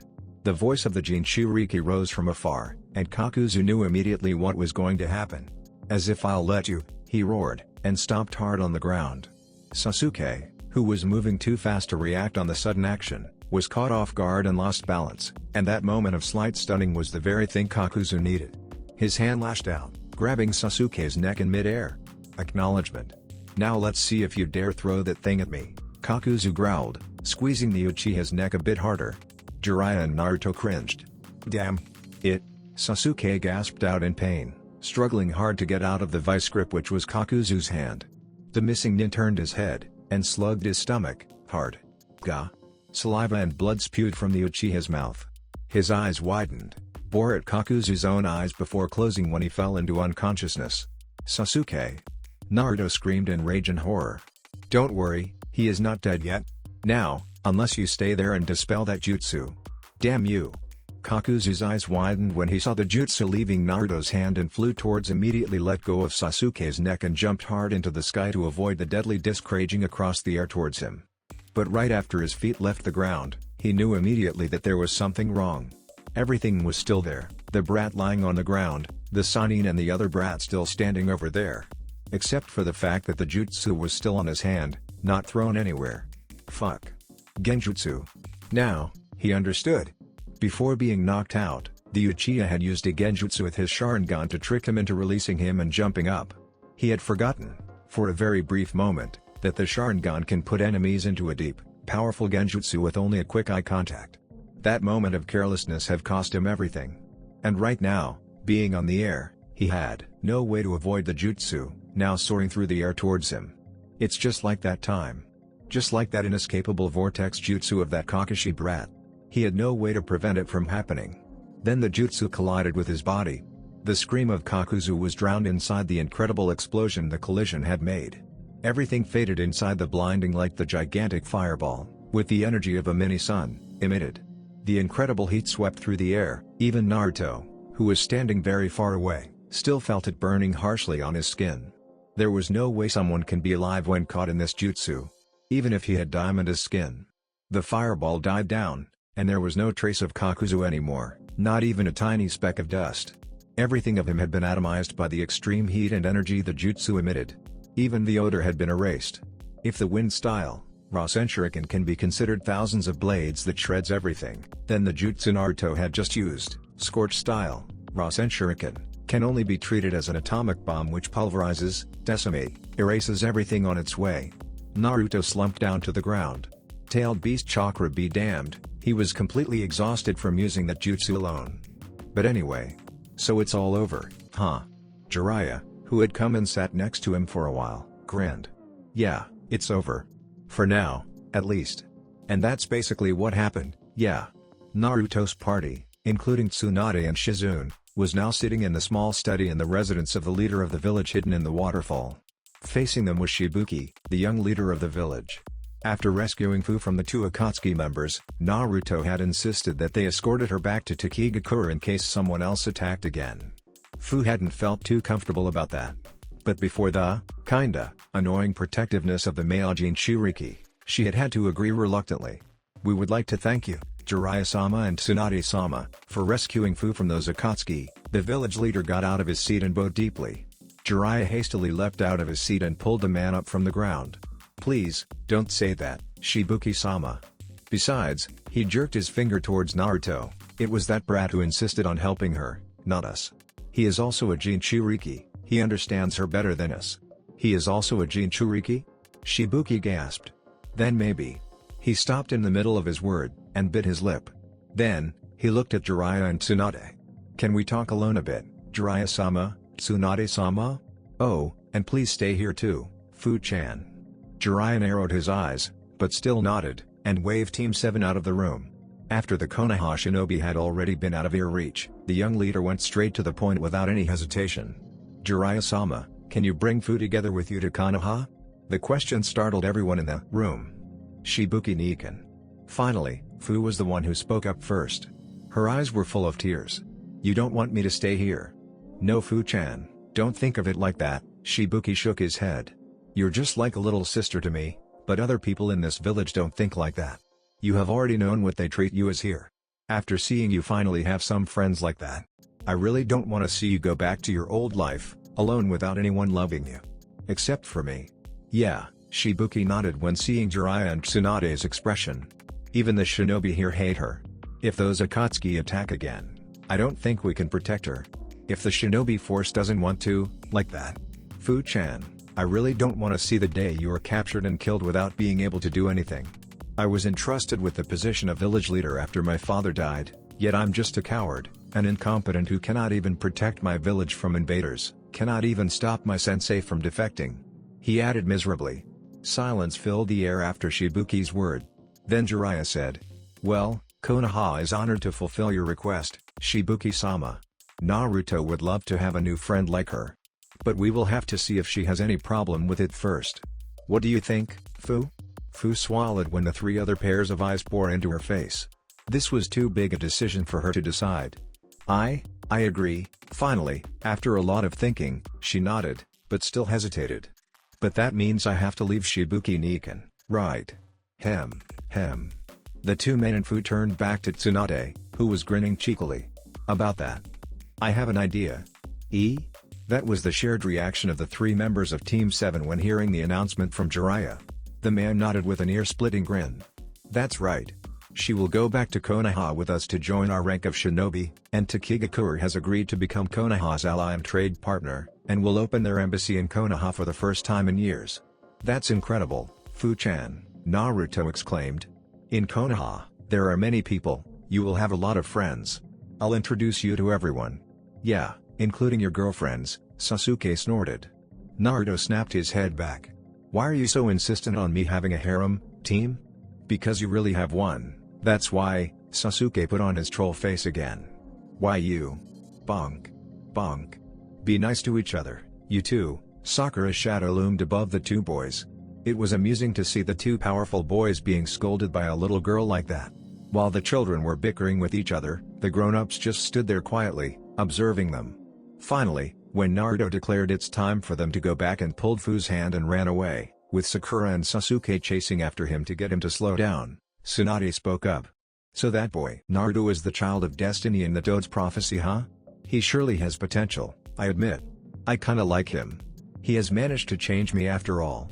Really? Jiraiya answered her with a smile. I actually don't know about that, Tsunade. Naruto is a special boy, indeed, but he cannot come so far without his friends. I'd say that they all deserve the name Children of Destiny. If you know what I said. Yeah, Tsunade smirked. If you say it like that, I kinda understand it. The future of Konoha, and of the world, gonna lies within the hands of those children. Wait a second, Jiraiya suddenly pondered. Why do I have a feeling that we are forgetting something? They looked back, and saw Shizune and Tainton, her pig, sulking on the ground with tiny ominous rain cloud above their heads. No one bothers remembering us. That's it for this video. I hope you all enjoyed the video. Don't forget to like the video, subscribe to the channel, and follow me on my other social media accounts. Anime God here, and I'm signing off.